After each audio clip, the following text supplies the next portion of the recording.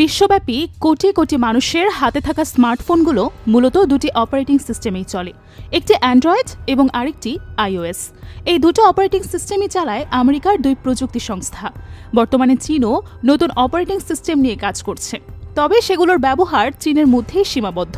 অন্যদিকে ভারতের কোনো স্মার্টফোন বা কম্পিউটারের জন্য নিজস্ব অপারেটিং সিস্টেম নেই। ভারতে যে সোশ্যাল মিডিয়াগুলো বহুল ব্যবহৃত সেগুলোর সিস্টেমও আমেরিকার হাতেই রয়েছে। এর মধ্যেই প্রশ্ন উঠেছে, মার্কিন প্রেসিডেন্ট ডোনাল্ড ট্রাম্প যদি ভারতের উপর আমেরিকার প্রযুক্তি নির্ভর সোশ্যাল মিডিয়া ব্যবহারের নিষেধাজ্ঞা জারি করেন তাহলে কি হবে? এক্স, গুগল, ইনস্টাগ্রাম, ফেসবুক বা চ্যাটজিপিটি ব্যবহার করতে না পারলে কি করবেন ভারতে থাকা প্রায় 150 কোটি মানুষ? এমনই প্রশ্ন তুলেছিলেন মুম্বাই ভিত্তিক ব্যবসায়িক সংগঠন আরপিসি এন্টারপ্রাইজের চেয়ারম্যান শিল্পপতি হর্ষ গোয়েনকা। ভারতের উপর যদি এমন নিষেধাজ্ঞা আসে তাহলে এর বিকল্প বা প্ল্যান বি কি হতে পারে তা নিয়েও গুরুত্ব সহকারে ভাবতে ভারতের নীতি নির্ধারকদের প্রতি আহ্বান জানিয়েছিলেন তিনি। এক্সপোস্টে ভারতীয়দের উদ্দেশ্যে দেশটির শিল্পপতি গোয়েনকা লিখেছিলেন, কল্পনা করুন যদি ভারতের উপর মার্কিন প্রযুক্তি নির্ভর সোশ্যাল মিডিয়াগুলো ব্যবহারের নিষেধাজ্ঞা জারি করেন Trump, x, Google, Instagram, Facebook বা চ্যাটজিপিটি ব্যবহার করতে পারবেন না। ভয় লাগলো? এর পরিণতি এবং আমাদের জন্য প্ল্যান বি কি হতে পারে তা গুরুত্ব সহকারে ভাবা উচিত।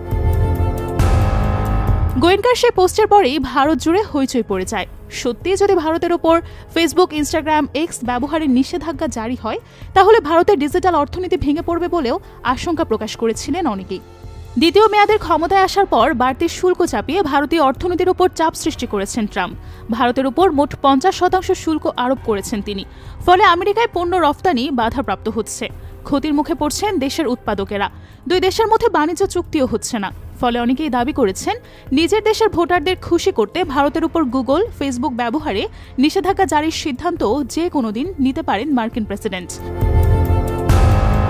এই নিয়ে যখন আলোচনা উদ্বেগ তুঙ্গে তখন বিদেশি প্রযুক্তির উপর ভারতের নির্ভরতা কমানোর জন্য প্ল্যান বির উপর জোর দিয়েছেন ভারতের অন্যতম প্রযুক্তি সংস্থা জোহর প্রতিষ্ঠাতা শিল্পপতি শ্রীধর ভেম্বু। গোয়েনকার সঙ্গে সহমত প্রকাশ করে শ্রীধর এও মনে করিয়ে দিয়েছেন যে ভারতের প্রযুক্তি নির্ভরতা শুধুমাত্র সোশ্যাল প্ল্যাটফর্মই সীমাবদ্ধ নয়। অপারেটিং সিস্টেম, মাইক্রোচিপের মতো গুরুত্বপূর্ণ প্রযুক্তির সরঞ্জামের জন্য ভারতকে অন্য দেশের উপর নির্ভর করতে হয়।